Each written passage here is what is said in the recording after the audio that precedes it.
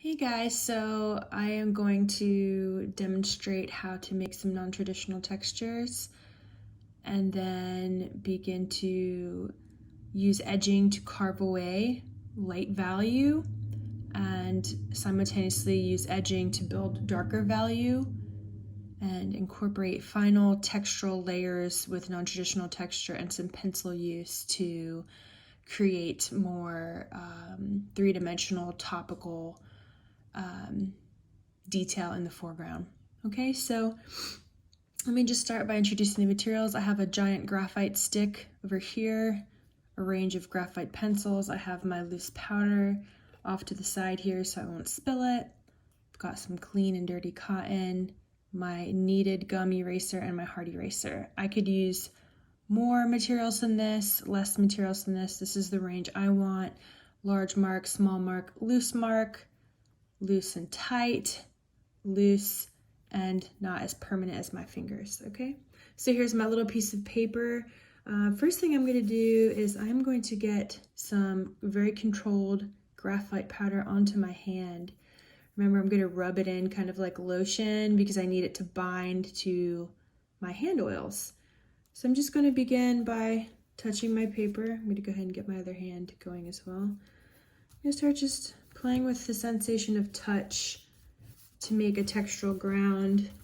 Remember that I want to activate even the edges of my page so that space, whether it be a background or a suggestion of foliage in your landscape drawing, continues off the page and off that picture plane.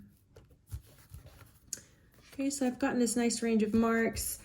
I'm gonna get a little weirder now with the way my hand touches this page and maybe get my knuckles, maybe my fingernails in there a little bit more.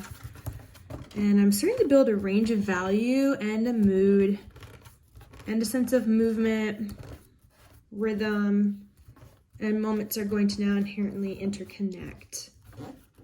Also, this is a beginning stage of what is later going to create fine detail. Okay, so hands are nice and dirty.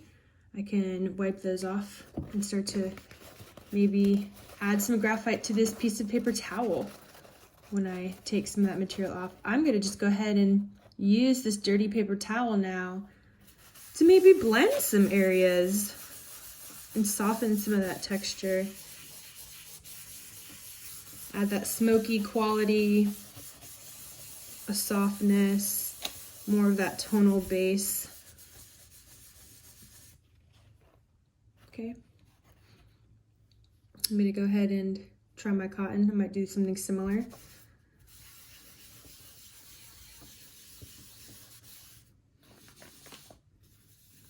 Remember that if I add powder to my cotton, I really want to do so very lightly so that I don't get huge chunks of graphite powder that streak if I'm looking for smoky. But if I am looking for something more abrupt, I can also use that kind of raw application of the powder to create some textural moments that are a little bit more specific.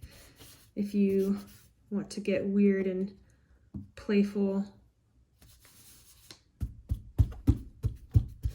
Remember, we do want to push this material into the paper so that it doesn't just fluff away, get into the air. Okay, so I'm gonna go ahead and put my cotton to the side now. Here's some ways that I could use my pencils to create non-traditional texture. I'm just gonna hold 3 at once. Really gonna try to embrace that I don't care hand. See how I'm not choking the pencils. I could also get really weird and do a fist at the end and hold my pencils at length. I'm gonna get them to all touch down on the paper. Go ahead and get playful with an open wrist. Move my shoulder around. Touch the paper in weird ways. Move at different speeds. Now I'm giving a smaller, sharper mark to my texture. I kind of dance